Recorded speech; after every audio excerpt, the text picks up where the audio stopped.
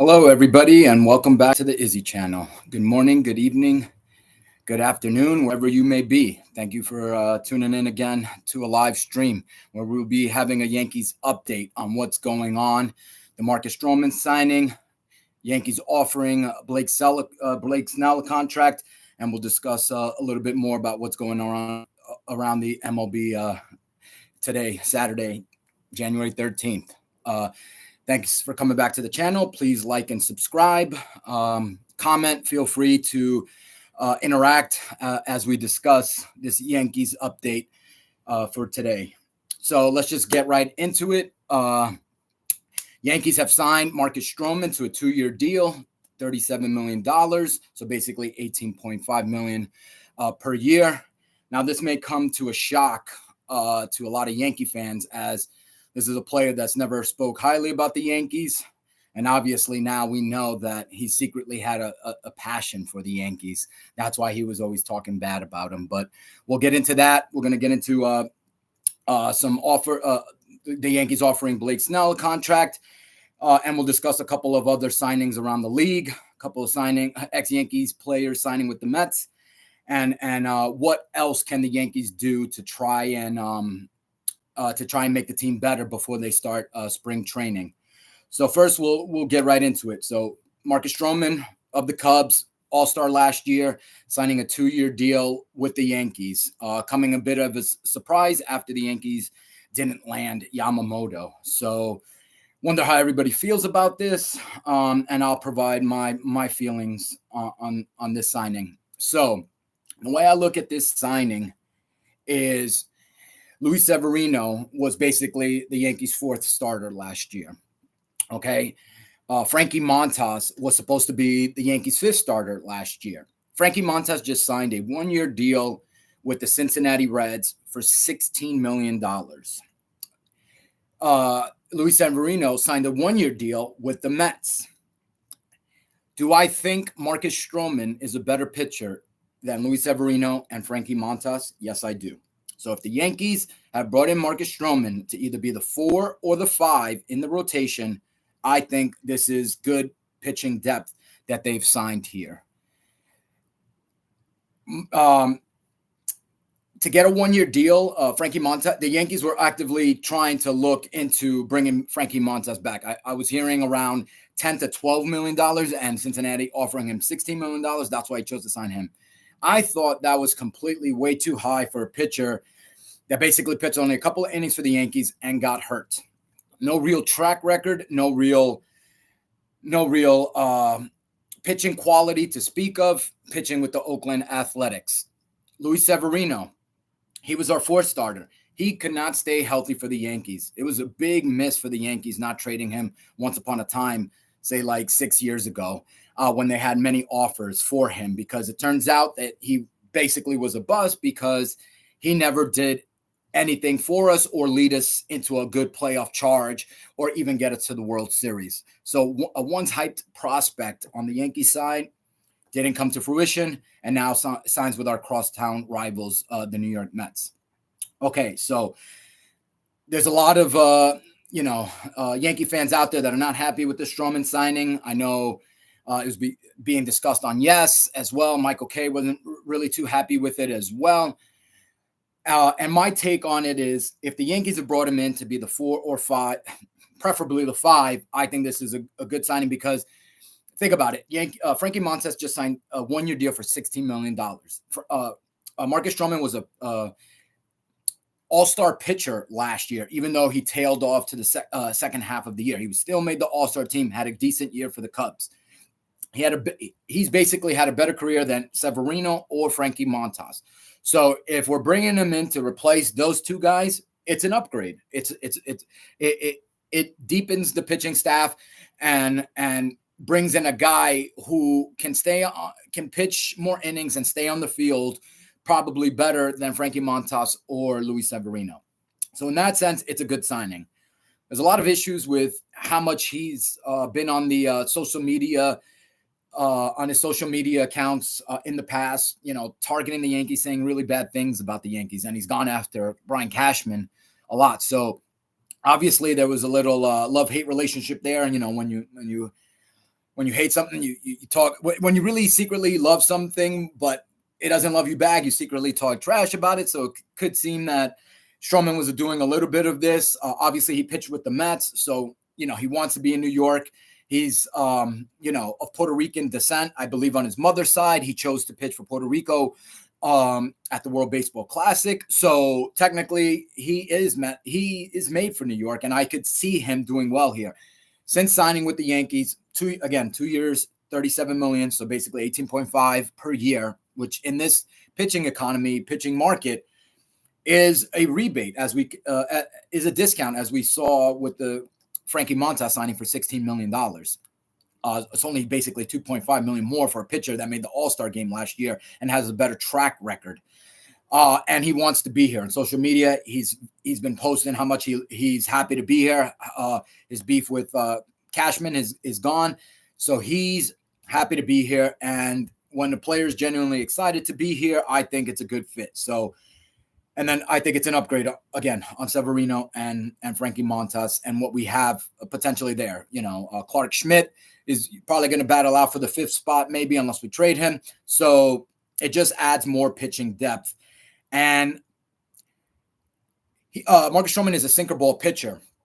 So, and that's what the Yankees have been working with and developing, just like Clay Holmes under our pitching coach. So I think this is an opportunity for Stroman to get better. Hopefully he continues to pitch the way he pitched last year, the way he was learning to, keep the ball more down in the zone and leverage that sinker. So hopefully this is a signing that provides more depth, and, he can get, pitch over 140 innings and hopefully get the Yankees double-digit wins. So that's what, especially from the 4 or 5 spot in the rotation. Hopefully it's the 5 spot, because the Yankees do need to do more. So Marcus Stroman on board, happy to have him, even though I know a lot of Yankees fans are not. I feel that his passion for the game, what he did at the World Baseball Classic, could help. So let's look at this positively, because, we got something in the door and we still need to do more. So hopefully this signing turns out to be a decent one. Again, if you're looking at it as if him being a potential 2 or 3 starter, no, that is not what we want as Yankee fans. And it feels definitely because we missed out on Yamamoto, this is a panic buy, panic purchase. But if we're looking at if Cashman is thinking and the Yankees brass is thinking of this as he's going to plug in the 5th spot, 4th spot, provide us with some more pitching depth, a quality starter to give us some quality innings and quality starts, I think he can do that. And his sinker fits in right with our new pitching philosophy of attracting more sinker ball pitchers. So I think that this is an okay signing. I don't want to say it's a bad signing. I don't want to say it's a good signing. We need to see more. But I think if it's a 4 or 5 pitching slot signing, he can continue to expand on what he did last year. And then at the price that we got him, only a 2-year deal for $37 million for the Yankees is nothing. So this could be a good deal and save cash for us to target other free agents, especially for, a couple, maybe a starter or 2, and more in the relief pitching market. Okay. So let us know your thoughts on Marcus Stroman. Tell us how you feel. Do you think this is a good signing, bad signing? And where in the rotation do you think his pitching slot should be? So, if you agree with me, he should be in the 4 or the 5. Let us know your thoughts. Okay, so let's get on to the next bit of pitching news. So rumor has it that the Yankees offered Blake Snell a 5-year, $150 million contract. Blake Snell, the reigning Cy Young Award winner, former Tampa Bay Devil Ray as well. So a 5-year, 150, and we hear that he potentially wanted 1 or 2 more years added on to the deal, which is why they're still far apart on the deal. Blake Snell, I do like his stuff. I think he is a very good pitcher once he gets it all together. However, he is injury prone. And the other big thing about Blake Snell is he doesn't have a big track record on getting past the 5th inning during his starts. one of the big problems I feel the Yankees have had over the last couple of years has been the pitching depth getting past the fifth or sixth inning. Garrett Cole is the only pitcher on the Yankee staff that has a track record of getting into the seventh inning or later. And it's been taxing on the Yankees bullpen, even though we've had a quality bullpen. But towards the end of the season, our bullpen has kind of died out because of all the pitchers that we've had that can only give us 5.5, 6 innings. And I just don't know if Blake Snell is going to change his pitching philosophy, or because he doesn't mind walking hitters. He doesn't like to give in to hitters. Therefore, he always reaches the 100 pitch count, towards the fifth inning or close to the sixth inning.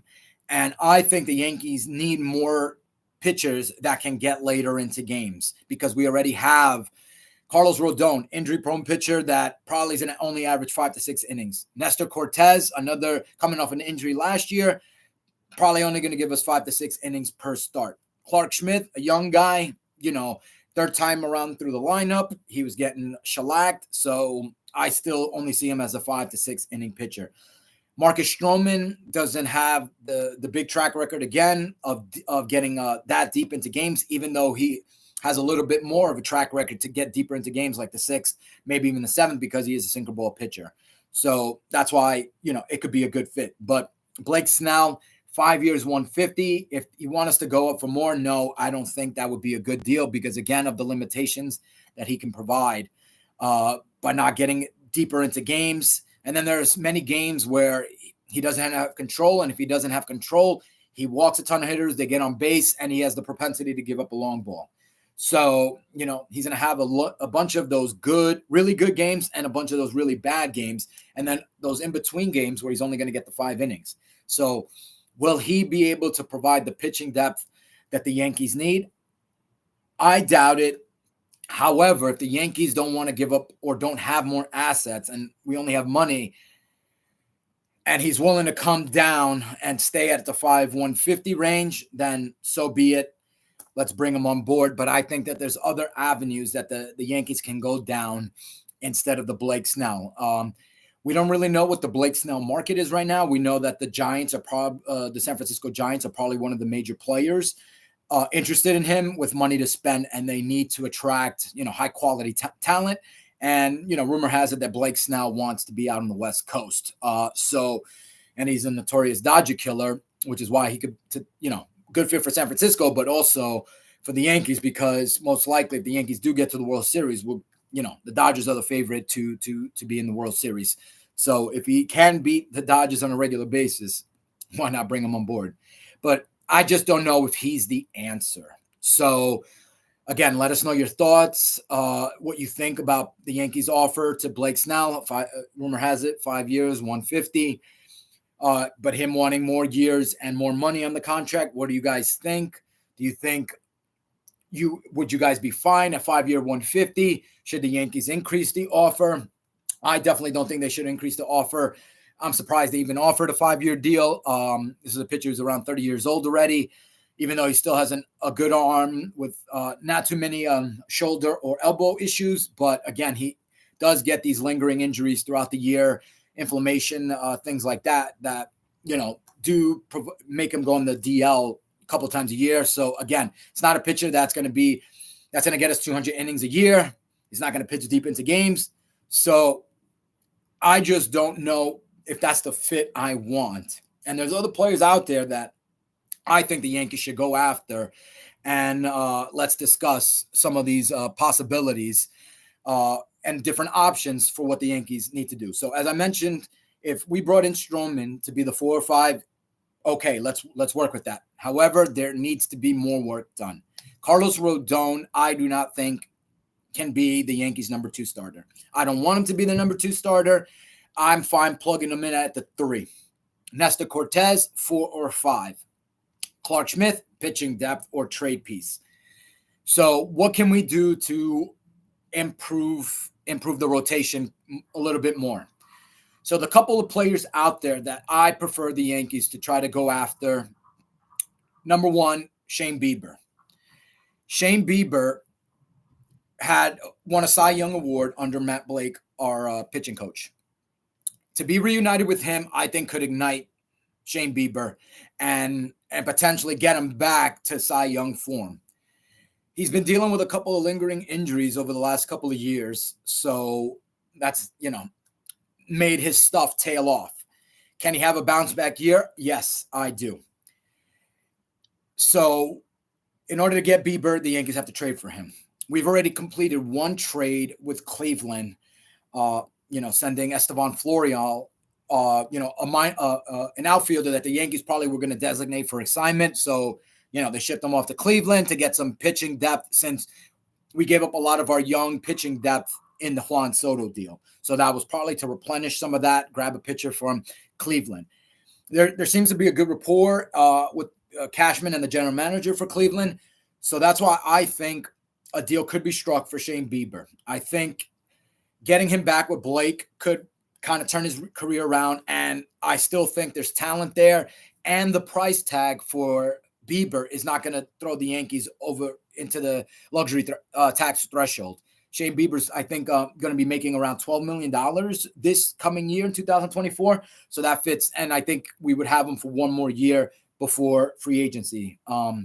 So that's why I think it's a good fit. I think we wouldn't have to give up a lot to get him from what I'm hearing. So that's why I think this is a preferred option, especially since we would have to give up probably our two top prospects and even more, and probably our two best pitching prospects in order to get the best trade piece on the market, Milwaukee's Corbin Burns, who I would love to have. I think he's probably top 5 pitcher in the major leagues right now, and his stuff is just tremendous. Even though he had a kind of a down year this year, I still think he is quality talent. I think he is an ace, and he's set to hit free agency this year. So another big reason why the Yankees might not be targeting him is because he has told all the major league teams that he's going to test the free agent waters after this year. So if you trade for him, you're only getting 1 year from him, and then he's going to test the free agent waters. So he's not going to negotiate within the year,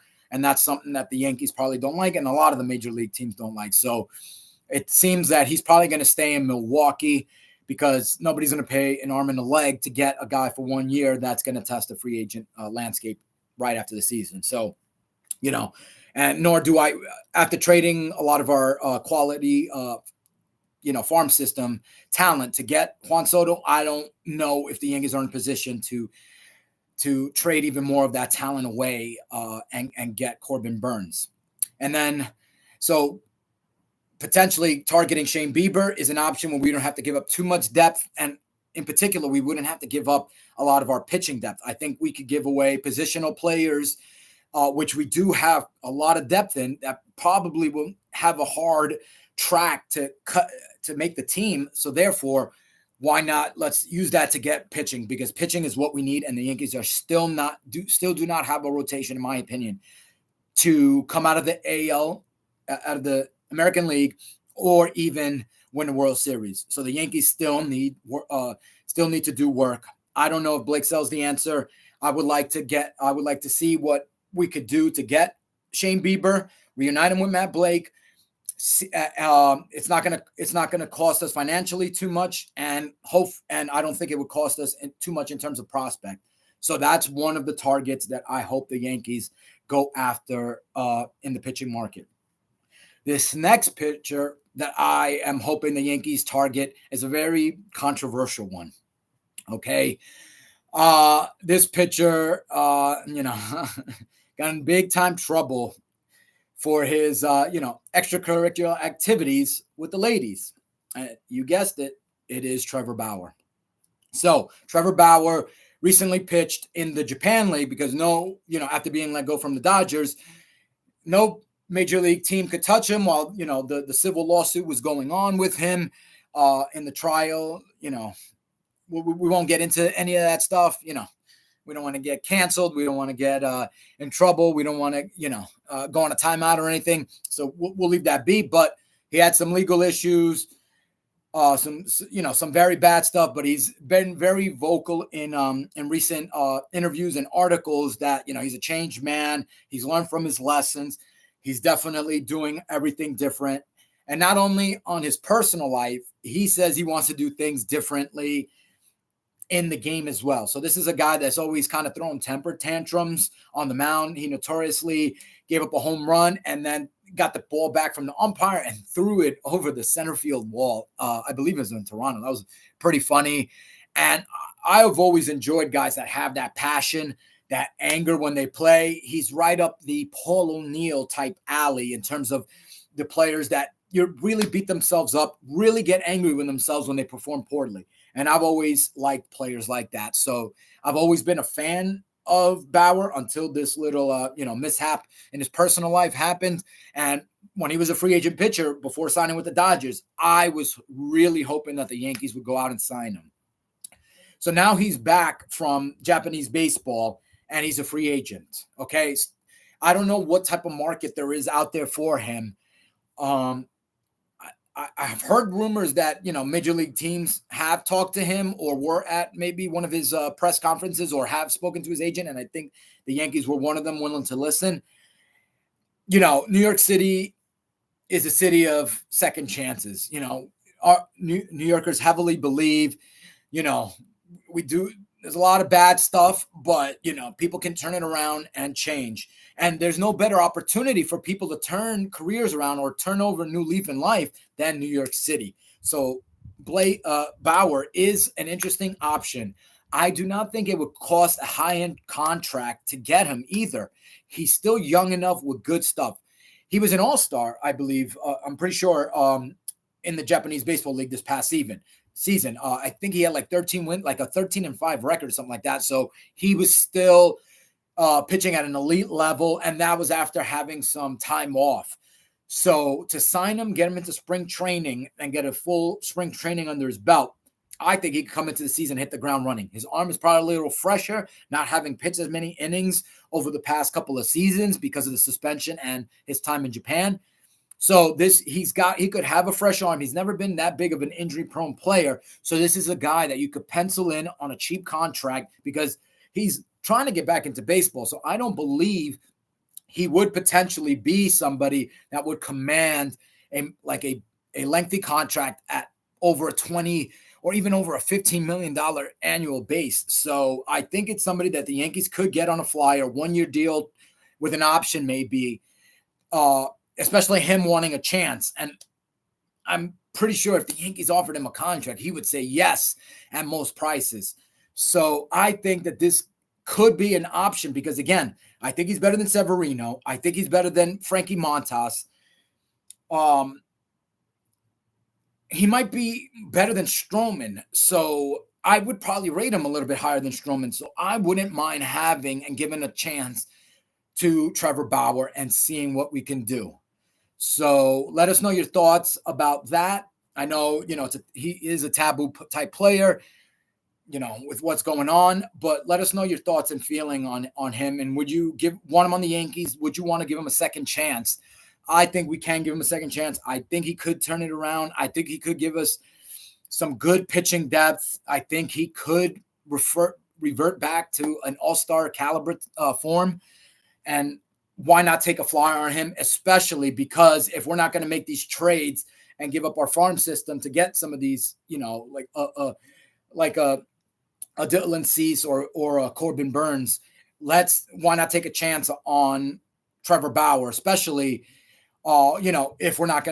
if Blake Snell's not going to reduce his, contract once. So he is a possibility.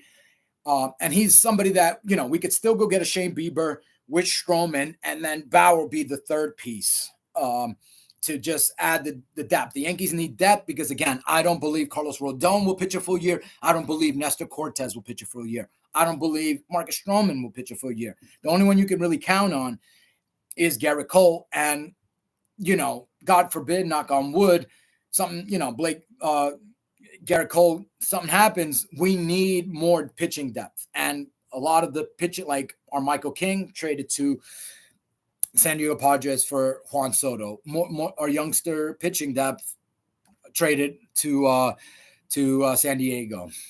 So let us know again your thoughts on Bauer and whether you would want to sign him or not. The Yankees talking about another signing This is a minor league signing. Luke Weaver, who pitched for the Yankees in September, made a couple of starts for us. The Yankees did sign him as well to a 2-year deal. But that is just more of a replacement for the young pitching depth that we traded away. So he'll probably be a guy that we could call up to make a start here and there, as he made in September for the Yankees last year. So just adding more pitching depth, I'm fine with it. It's not going to cost us anything. He did have some decent starts for us at the end of September. So why not add some pitching depth at a low price for somebody who's been here and already has some familiarity with the New York market and pitching for us. So yeah, I thought that was an interesting, sort of decent pitching depth signing. So, and then lastly, the other starting pitcher that the Yankees have been heavily linked to and ongoing negotiations, Dylan Cease. Dylan Cease has been a favorite pitcher of mine for a couple years now, as a very big fantasy player. And I've had him on my fantasy team over the last 3 years. And I have a good friend that I play golf with that's a big White Sox fan. And I always like to talk to him about Dylan Cease. And I knew about Dylan Cease before even he did.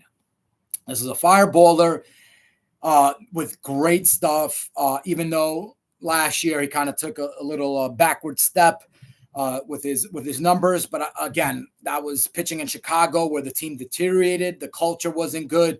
So in situations like that, you're always going to your play is kind of going to resonate with what's happening at the team. And if the team is not playing well, you might lose some of your stuff. Your mental game might not be in it. So, there's a ton of reasons why he could have had a dip in form last year.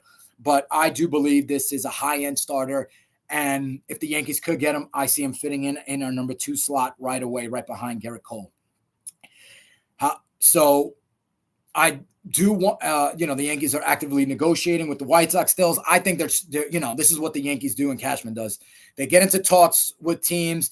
They talk about trade pieces here and there. When the teams ask too much, then the Yankees walk away from the negotiation table. They let them talk to other teams. When other teams don't offer the same, the packages that that team is asking for, they tend to ask lower their asking price, and then Cashman returns to the negotiation table. So there's a little bit of cat and mouse, I believe, going on here with Cashman and the White Sox to try to drive the price down for Dylan Cease, and I'm all for it because again, I'm not a fan of trading away too much top tier farm system depth in order to get pitching depth, high end pitching starters. This is a Dylan Cease, though. However, I am fine trading some of that, like a Oswald Peraza and a Pereira outfielder. So I'm fine trading a couple of high-end position players and maybe one lower-end pitcher to go get a Dylan Cease. If they're asking for our top outfield prospect in Jones or Jason Dominguez, no way. Chase Hampton, our number 1 pitching prospect, no thank you. I'm not going to give up those guys to get Dylan Cease, who does have 2 years of control under his belt, which is why the White Sox would want to ask for a lot more pitching, a lot more farm system talent for a guy with 2 years under control. If we can get them to lower their asking price, because again, they want to get rid of him and build up their farm system, I am fine giving away 2 high-end positional players and 1 low-end pitching prospect in order to get Dylan Cease. I do value him. I think he could be tremendous on New York. In a perfect world, we would trade for him and sign Bieber to go along with Stroman, and then that would make up for not signing Yamamoto and for the crappy year Carlos Rodon and Nestor Cortez had last year. So in my perfect world, what I think the Yankees and what I would love the Yankees to do is to trade for Bieber, to trade for Dylan Cease, and that rounds out the pitching rotation. If they can't trade for both, I'm fine with trading for either one, Bieber or Cease, depending on the packages, and either maybe potentially signing Blake Snell or taking a flyer on Trevor Bauer. Okay.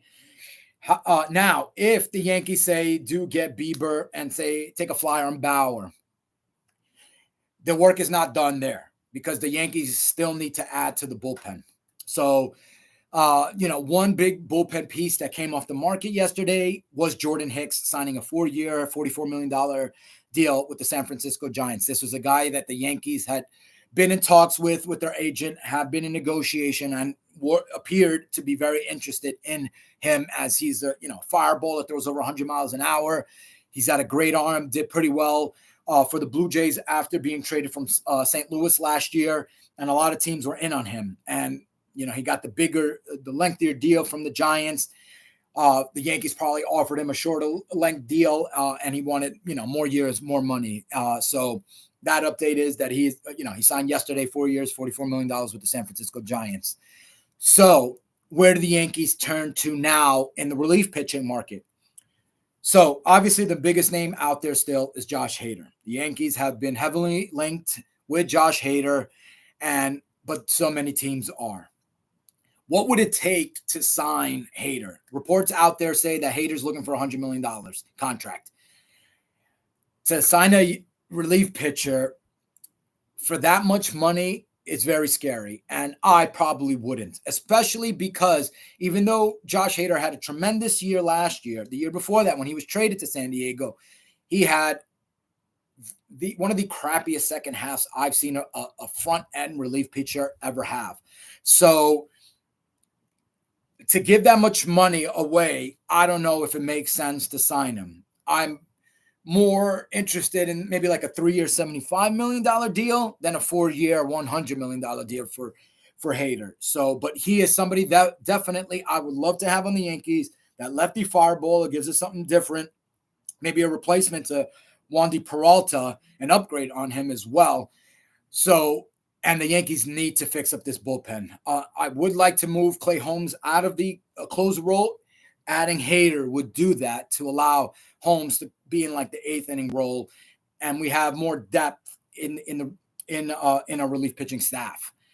I don't think that the Yankees are just one relief pitcher piece away. I think we need to sign 2 relief pitchers. And the other name out there that I'm hoping after Jordan Hicks signing with the Giants that the Yankees look into is Robert Stevenson. This is a pitcher who pitched for the Tampa Bay Rays last year and had a solid year with an ERA under 3.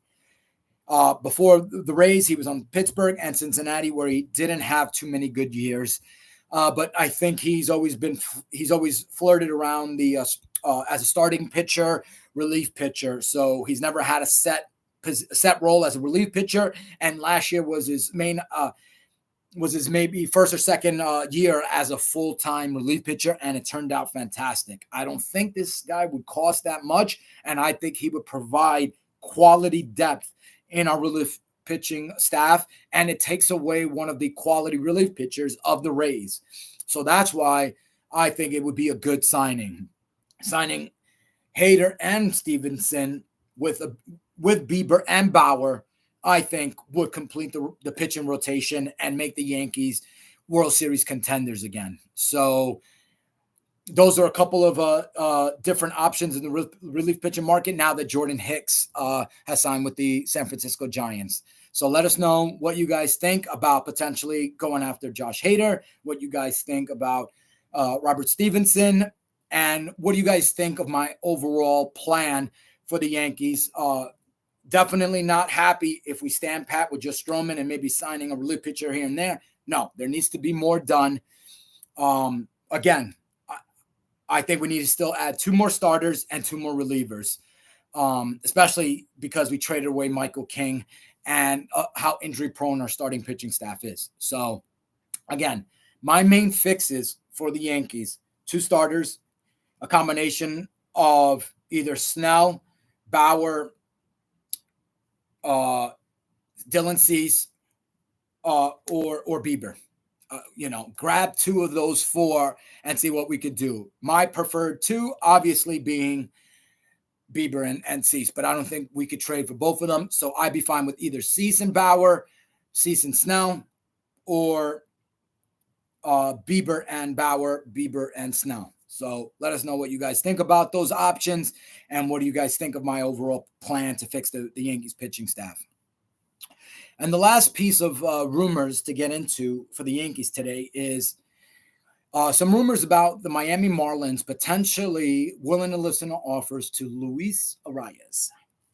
This is a guy that flirted with batting 400 for most of the until basically after the All-Star break.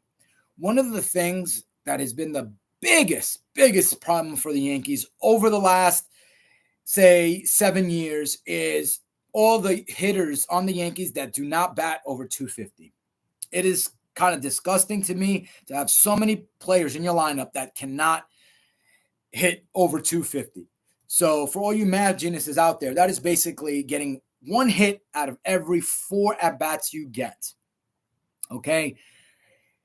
And that's what the Yankees have. So we're strikeout prone, and we do not have high batting averages. We're not good at bringing in base runners with less than 2 outs from third base because we don't make the contact. We strike out, and we bat under 250. So the Yankees need to add players that bat over 300, and Luis Arias does not have a year where he doesn't bat over 300. He is a perfect fit complement to our lineup. Again, with how successful of a year he had last year, it's probably going to cost a good amount of quality depth to get him. But again, the Yankees do have that positional player depth, and trading a piece like Oswald Peraza 1-for-1 could probably get a Luis Arias, because you're trading our top shortstop or second base talent for a guy that the Marlins are probably going to only have for one more year. I think he's only got one more year under control. And before hitting free agency where they know they can't sign him. So trading some positional pieces to get a guy like Luis Arias, and then it would potentially allow us to maybe trade a Gleyber Torres, who just avoided arbitration and is under contract for the year. So it would give us flexibility to maybe include Gleyber and Clark Schmidt in a package to get a Dylan Cease or get a Bieber, while making our lineup better. Because believe me, I'd rather have Luis Arias than Gleyber Torres. Gleyber Torres is definitely one of those players that struggled last year getting a guy in from third because he couldn't make contact or strikeouts. He doesn't step up in primetime games, and his playoff batting average is horrendous. So I would definitely welcome Luis Arias over Gleyber Torres. Let us know what you think about potentially going after Luis Arias. And, what do you guys think about potentially trading away Gleyber if we can get somebody like Luis Arias? Okay. So a couple of now to get on to kind of like your MLB roundup, talk about some other signings and happenings around Major League Baseball. We'll first get into a little bit of our crosstown rivals, the New York Mets, who have signed a couple of former Yankees, Luis Severino from the pitching department, and also Harrison Bader, who the Yankees traded away to Cincinnati last year towards the end of the season, signing a 1-year deal with the Mets. Problem with Bader, while he dominated, had a great postseason for the Yankees in the year that we did trade for him. Last year he had some shining moments, but injury prone. So his last 2 seasons with the Cardinals, injury prone, came to the Yankees, only was able to play in the postseason. And last year started out the year and injured on and off throughout the year. So the Mets took a flyer on him to sign him to a 1-year deal. But will he continue to be injury prone? What will Severino do? These are 2 flyers the Mets took, but it looks like the Mets are going to be counting on them to be starters. So I don't think those were good signings, in the sense that if those are going to be all their signings and stand pat and place them in as regular starters that they can count in for 162 games, because I definitely don't think they will be good choices, because I do think they are injury prone and probably will most likely get injured again this year. So, the Mets kind of taking our leftovers there. We'll see how it pans out. But, yeah, it's going to suck a lot if they do have, like, career years, or they finally get it together and have all-star type years for the Mets. But, those are the signings that the Mets have chosen to go with, and we'll see how they pan out. And then lastly, we're going to get into the Dodgers, as it's something that, I haven't spoke about yet. And obviously with the Yankees' pursuit of Yamamoto, it was very it was gutting to not be able to sign Yamamoto, him choosing it to go on the Dodgers. And, even with the Yankees not really interested in going after Ohtani, him, we all knew he was going to go to the Dodgers, but him deferring that money in the contract to allow them to sign more pitchers, hurt. So, it's definitely turning them into a super team, trading for Glasnow, signing him to an extension, signing Teoscar Hernandez to build out that, to replace basically JD Martinez with a younger, bigger power hitter, even though I don't think Teoscar Hernandez is going to make the Dodgers a better hitting club, because I don't think his batting average is better than JD Martinez. I think JD Martinez got all the RBIs with the Dodgers last year because he's a good contact hitter and a good average hitter. I don't think Teoscar will do that, even though he'll probably hit more home runs for the Dodgers. So I think that creates more of a gap that makes the Dodgers lineup better, even though they did get Ohtani. But filling out that rotation with Yamamoto and Glasnow makes the Dodgers the preemptive World Series favorite. And this kind of like this migration of top-tier Japanese talent going to LA is a little scary as well. Obviously, they hold court with being the closest place to Japan, where it's the shortest flight. So top-tier Japanese talent wanting to play on the West Coast because it's a shorter flight home and allows them to visit home more often. It's becoming a preferred destination for the top-tier Japanese players, which is kind of scary because how many more top-tier talent will they attract because of this, close-to-home comfort zone that they provide for the team, and also having Shohei there and now Yamamoto.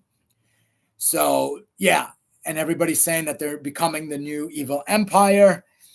There'll never be another evil empire. That is the Yankees. That is George Steinbrenner. May he rest in peace. God rest his soul. The boss. We love him, and nobody did. He did what, he created the evil empire. He was the first to basically take that footy soccer mentality of buying players at whatever the cost to bring in the top talent and make and just create better marketing for your team, advertising, more revenue dollars outside of just signing a player and him doing well for the team. So with the Dodgers getting all these guys, they are the favorites. They do still have a good quality lineup, but it's a little scary. We're going to see how Yamamoto translates to the major league. It's a slightly different baseball. Let's hope, he doesn't have as good as a year as, many will think he has. But with the way Kodai Senga pitched for the Mets last year, I could see him having a similar type year or even better. And then, as Yankee fans know, we've had Tanaka, who, again, in his first couple of years was really good with us before, arm injuries and him not getting that Tommy John, kind of like as he got older, kind of deteriorating his elbow, and he couldn't throw the fastball that much. But we'll see how Yamamoto pans out for the Dodgers. But it is scary that they're becoming the preferred destination for top-tier Japanese players, and how many other players will Shohei Ohtani attract? Like a Tyler Glasnow.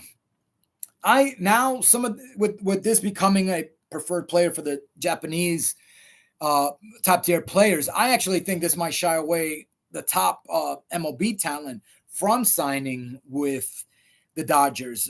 Players could feel like, all the focus is going to be on them. They're going to, the marketing opportunities, the advertisement, the sponsorship opportunities are only going to be for the Japanese players and in the Japanese market.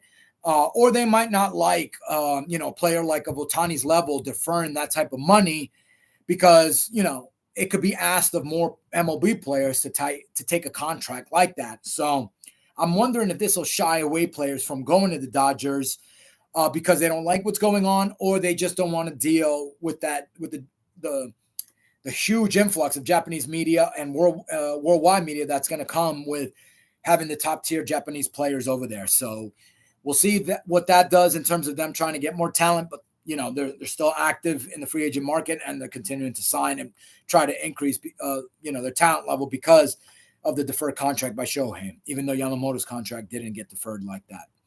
So we're starting to see that become into a super team. Will that translate into a World Series or even create a dynasty? Yet that is yet to be seen. So let us know your thoughts on how you view the Dodgers, what they're doing, and this influx of Japanese top-tier talent going to their team. And then the last MLB update to get to today is the lefty pitcher from Japan signing with the Chicago Cubs.